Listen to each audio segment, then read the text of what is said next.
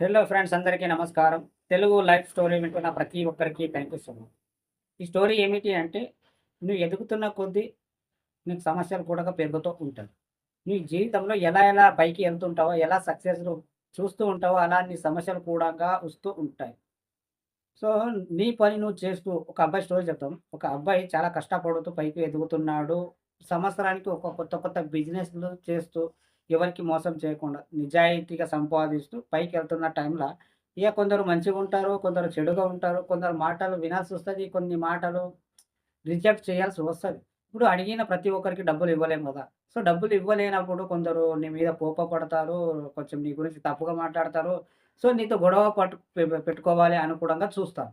అలాంటప్పుడే నువ్వు కొంచెం ఆలోచించి మాట్లాడితే బాగుంటుంది. ఎక్కడ కూడా నువ్వు ఎదిగే టైంలో కొన్ని సమస్యలు వస్తుంటాయి. కొందరు నెగెటివ్ పీపుల్ నీ జీవితంలో వస్తూ ఉంటారు. సో, ఎదిగే టైంలో కొందరు మంచిగా చూస్తారు. కొందరు చెడుగా చూస్తారు. నువ్వు ఎదుగుతున్నప్పుడు కొందరు ఎదగాలని ఆశతో ఉంటారు. కొందరు కిందికి పడిపోవాలని ఆశతో ఉంటారు. చాలామంది ఏమిటంటే సెల్ఫిష్ ఎలా ఉంటారు అంటే, నువ్వు వాళ్ళు అడిగినప్పుడు ఒక డబ్బులు కావచ్చు, ఏదైనా ఒకటి అడిగినప్పుడు, నువ్వు వాళ్ళ మాటలు వినకపోయినా, వాళ్ళు అడిగినప్పుడు డబ్బులు ఇవ్వకపోయినా సరే, వాళ్ళు నీ మీద కోపం గాని, ద్వేషం గాని పెంచుకుంటారు. అలాంటప్పుడే కొన్ని నువ్వు వాళ్ళ హర్ట్ కాకుండా కొంచెం ఓవర్‌గా మాట్లాడకుండా, అహంకారంతో మాట్లాడకుండా, వాళ్ళ మనసుని బాధ పెట్టకుండా కొంచెం వాళ్ళ మనసు కరిగించేలా మాట్లాడితే ఆ సమస్య అక్కడికే ఆగిపోతది. కానీ అహంకారంతో మాట్లాడినప్పుడు, అహంకారం ఈరోజు నీ టైం ఉన్నంత వరకే ఉంటది.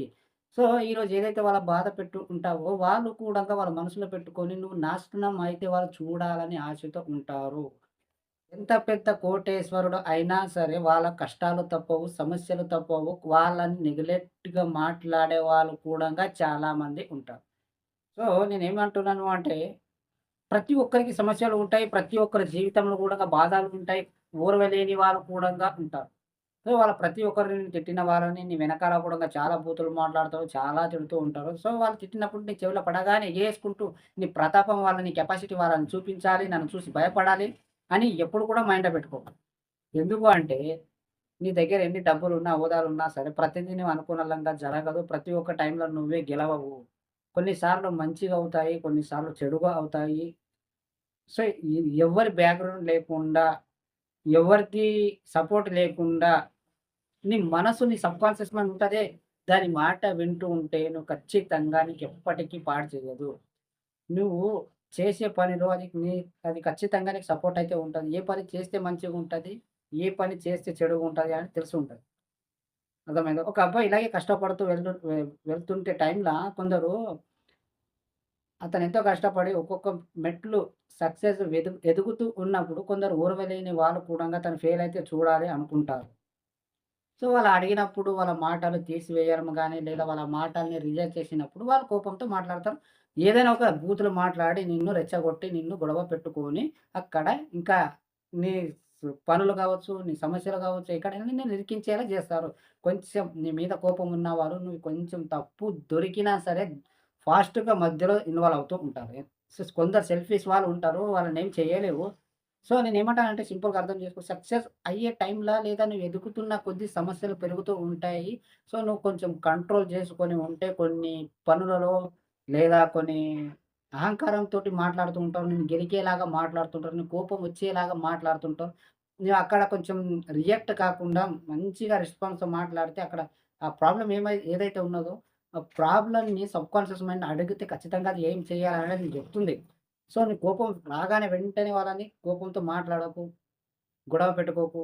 ఆలోచించు మైండ్‌తో. ఖచ్చితంగా ఆ సమస్యల్ని అక్కడికి వదిలేస్తే ఖచ్చితంగా జీవితంలో పైకెళ్తావు. ఇది గుర్తుపెట్టుకో.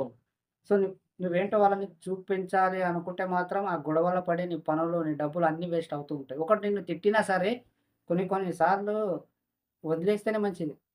కొందరు మనకన్నా చిన్నోడు, మన పేదవాడు గూడా కొంచెం తాగుబోతు కూడంగా కొన్ని బూతులు మాట్లాడినప్పుడు, సో, వాళ్ళని కొట్టడం గాని, తిట్టడం గాని, లేదా వాళ్ళ భయపెట్టడం గాని, ఇలాంటి ఒకరు ఇద్దరంటే నడుస్తది గానీ, వందల మంది ఉన్నప్పుడు నువ్వే జీవితంలో ఎదుర్కొంటావు. కామన్ లైఫ్ అన్న తర్వాత అందరూ మంచిగా చూడరు. అందరూ నిన్ను ప్రేమించరు. అందరూ ఒకే విధంగా చూడరు. సో, వాళ్ళ తి వాళ్ళ కర్మ వాళ్ళే అనుభవిస్తారు. సో, నువ్వు ఎదుగుతున్న టైంలో కొంచెం నువ్వు అదుపులో ఉంటే కొన్ని మంచిగుంటది. కావాలని నిన్ను రెచ్చగొట్టి బూతులు మాట్లాడడం గాని, జగడపు తీసుకోవడం గాని వస్తూ ఉంటారు మధ్యలో. ప్రతిదీ నీ రియాక్ట్ అవ్వకు. నీ వెనకాల విన్న నీ వెనకాల ఏదైతే నెగెటివ్‌గా మాట్లాడినాయో అవన్నీ పట్టించుకొని, నువ్వు వాళ్ళ మీద నువ్వు గొడవ పడుతూ నీ జీవితాన్ని నాశనం చేసుకో. కొన్ని కొన్ని మాటలు వదిలేస్తే మంచిది. కొన్ని కొన్ని సమస్యలు అక్కడికి వదిలేస్తే మంచిది. నేనేంటో చూపియాలని కొంచెం పెద్దగా చూపిస్తే అక్కడ నువ్వు గెలుస్తావు, గెలవవు. సో, నువ్వు సంపాదించినవన్నీ కోల్పోతావు కూడంగా టైం ఖరాబ్ ఉంటే. అర్థమైందా ఫ్రెండ్స్? సో, కొంచెం నువ్వు ఎదిగే టైంలో నువ్వు ఎలా ఎలా ఎదుగుతుంటావో కొంచెం నువ్వు అహంకారం తక్కువ చేసుకొని కంట్రోల్‌లో ఉంటే ఖచ్చితంగా నువ్వు ఇంకా పైకెళ్తావు గానీ కిందకి దిగవు. ప్రేమతో ఏదైనా సరే ప్రేమతో మాట్లాడండి. ప్రేమతో వాళ్ళని అవమానించండి. శత్రుత్వం కాకండి. కోపంతో వాళ్ళ అహంకారం చూపించకండి. అర్థమైందా ఫ్రెండ్స్? సో, జీవితంలో ఎదిగే కొద్దీ సమస్యలు ఖచ్చితంగా వస్తూ ఉంటాయి. సమస్యల్ని ఫేస్ చేసి నువ్వు ముందుకు వెళ్తూ ఉంటేనే నీ జీవితం బాగుంటది. సమస్యలకెప్పుడు భయపడొద్దు. అర్థమైందా? సో, ఈ స్టోరీ పూర్తిగా విన్న ప్రతి ఒక్కరికి థాంక్ యూ సో మచ్.